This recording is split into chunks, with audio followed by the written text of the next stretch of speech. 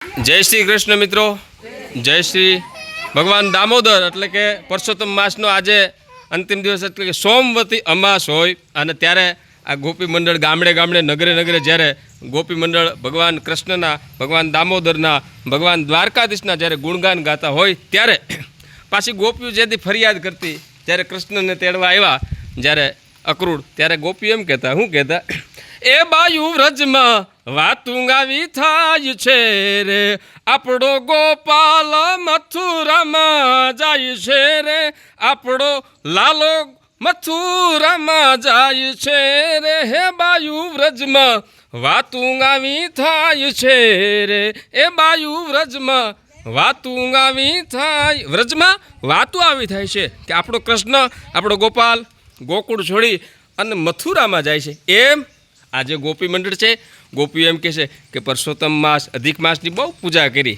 તો આજે છેલ્લો દિવસ છે. ગોપીઓ પણ એનો છેલ્લો અંતિમ જ્યારે પ્રાર્થના કરે છે. આપણું આંબુડું હા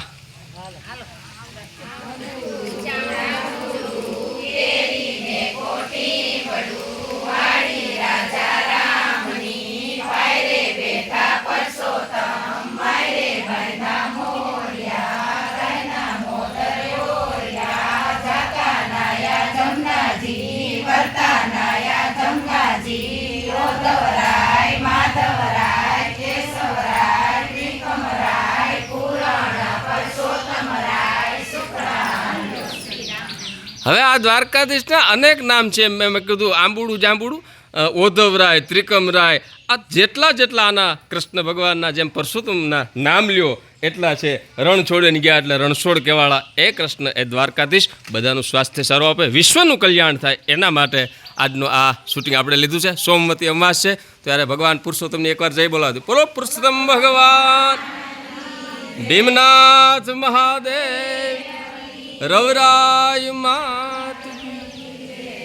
અને ચારણિયા, જેતપુર તાલુકાનું ચારણિયા ગામ, જેતપુર તાલુકાના ચારણિયા ગામે આ ગોપી મંડળ હતી. ભૂદેવ બરાબર ને? જય હો.